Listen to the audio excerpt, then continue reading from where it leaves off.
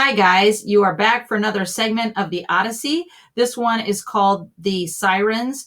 You left off when Odysseus was in the land of the dead. You might recall that he had to go there in order to speak to the blind prophet Tiresias. Tiresias did give him some valuable information that he has to remember in order for him to be successful and make it home safe and alive with all of his soldiers.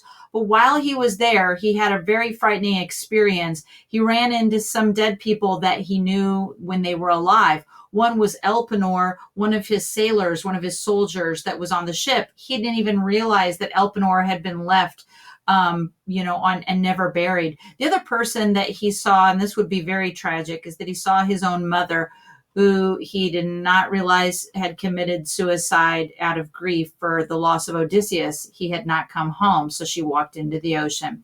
So today, we are going to learn about the sirens. First, we're going to look at a picture of the sirens and what they look like. But before we get there, let's take a look that in this part that's italicized on your screen, and this is page 30 of the PDF, remember that this is sort of shortening information that would otherwise be very long in the Odyssey.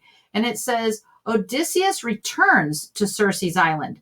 The goddess reveals his course to him and gives some advice on how to avoid the dangers that he's going to face. These are the sirens who lure sailors to their destruction. He's also going to learn about these wandering rocks. These are enormous boulders in the sea. These are sea rocks that can move around, and when they do, they can crush animals or they can crush ships. The other thing he's going to learn about are the perils of the sea monster Scylla, which we'll hear about in the next segment. And nearby, this whirlpool called Charybdis. We'll be hearing about Scylla and Charybdis in the next video. And the cattle of the sun god, which Tiresias had warned that Odysseus should not harm. So let's take a look at an image of the sirens. I will just show you that they are portrayed in a couple of different ways. The first is that sometimes they're a little bit like mermaids that live on a beautiful island. It's so luxurious looking. It looks like sailors can get fresh water there and get rest. And they sing a song. And when they do that, it's so appealing that the soldiers want to go on the island. But when they do, take a look at this next image. When they do, they are lured to their death. Here at the bottom of this painting, you can see that there are the skeletons of dead sailors. But in the beautiful siren's lips, she has a flute, and they are singing, and they are appealing to sailors that would be coming nearby. In this painting, you can see that they look a little bit like harpies.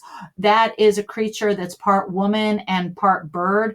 And in the last painting, this will show you that Odysseus is tied to the mast of his ship, and flying all around him are the sirens, and you can see that they look a little bit like hawks, but they're half women, half birds. Okay, so you get a sense of that. Now, I want you to follow along with me when you hear the story of the sirens by clicking on the link to get to your questions, because that helps you as I stop and explain some things. I ask you questions such as, Odysseus returns to Circe's island. Why was he supposed to return? Or number 2, Circe tells Odysseus about 4 dangers that he's going to face. List them here. Okay, so let's go ahead and begin. This is page 30 of the PDF. Okay, so let's go ahead and begin. As Circe spoke, Dawn mounted her golden throne. That's personification, right?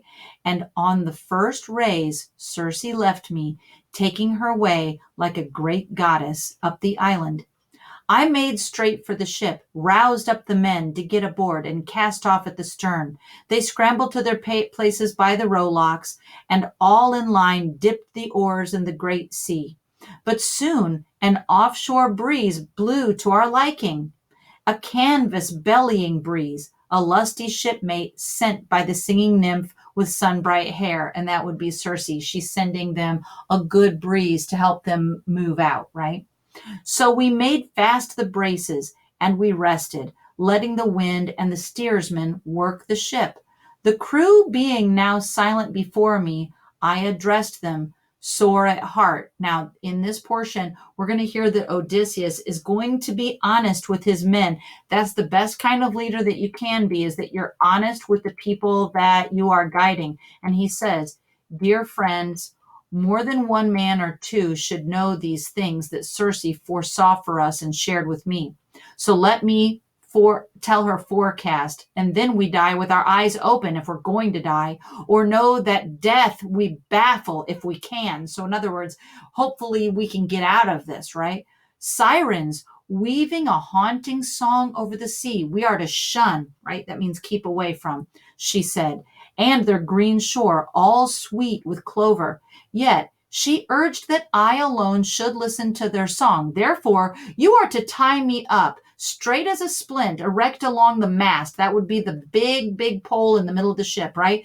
Lashed to the mast. And if I shout and beg to be untied, then take more turns of the rope to muffle me. In other words, keep me really tightly bound. And I rather dwell on this part of the forecast while our good ship made time, and it was bound outward down the wind for the strange island of the Sirens. Then all at once the wind fell, and a calm, where am I, came over all the sea, as though some power lulled the swell. The crew were on their feet briskly to furl the sail, that means wrap it up, and to stow it. And then each in place, they poised the smooth oar blades and sent the white foam scudding by. That means they all sat down on their benches and started to row. I carved a massive cake of beeswax into bits, and I rolled them into my hands until they softened. And this was no long task. In other words, I could do this pretty quickly, for a burning heat came down from Helios, the Lord of high noon. So it's very hot that day.